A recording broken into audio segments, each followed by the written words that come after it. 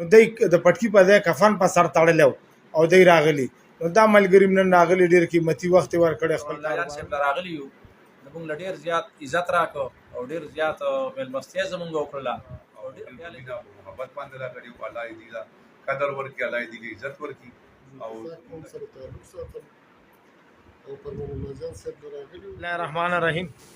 ملګرو دا زه چې تاسو ته وایم چې دا ما ټوله مینه علم سره ده او د علم مینوالو سره ده نو چې کوم خلک په دې مینه راشي نو زه ډېر زیات خوشحاله شم او دا ملګري چې د دزاک قبیلې سره تعلق لري هم په دغه مینه راغلي دي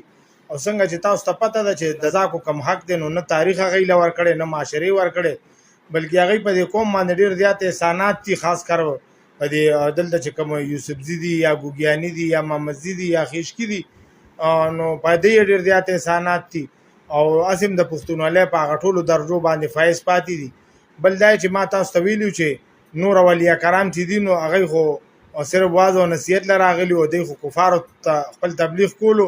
نو دی د پټکي په ځای کفن په سر تړلی او دی راغلي نو دا ملګري نن راغلي ډېر قیمتي وخت یې ورکړی خپل کاروبارونه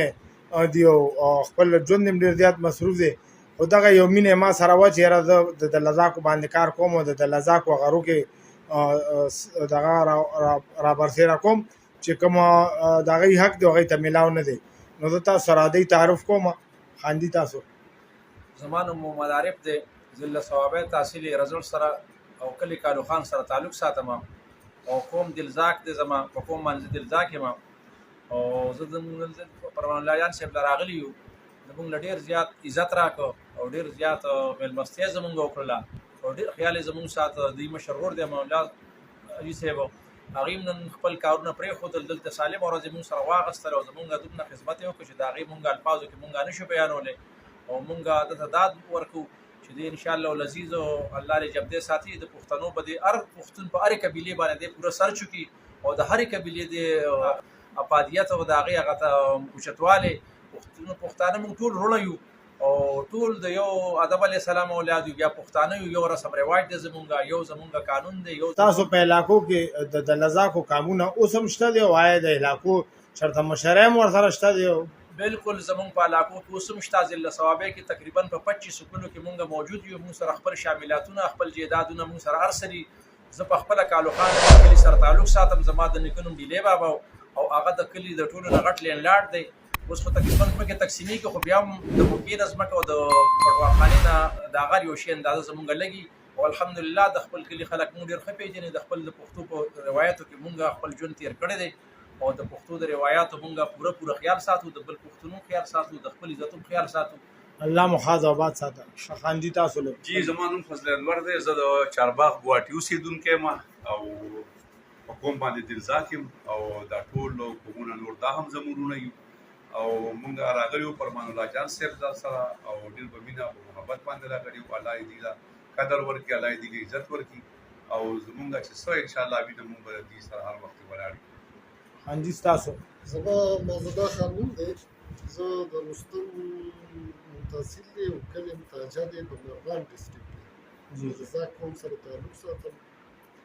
او فرمان الله جان صاحب راغلي او هغې سره مونږ ډېر ښکلې ورځ تېره کړه ډېر مزیدار ملګرو دا زما ګران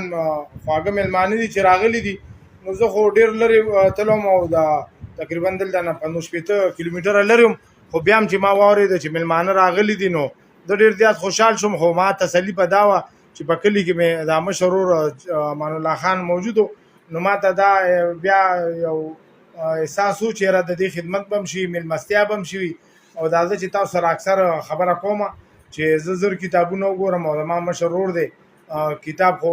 ډېر کم ګوري خو بیا هم تیزار وخت رهنمایي علم او دا چې نن زما دا دونه څېړنه ده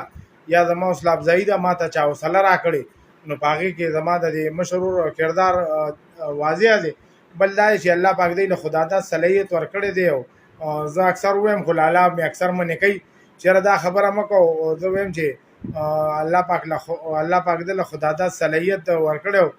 ما دپاره خو یو ډېر لوی فلاسفر دی ځکه چې چېرته هم زه په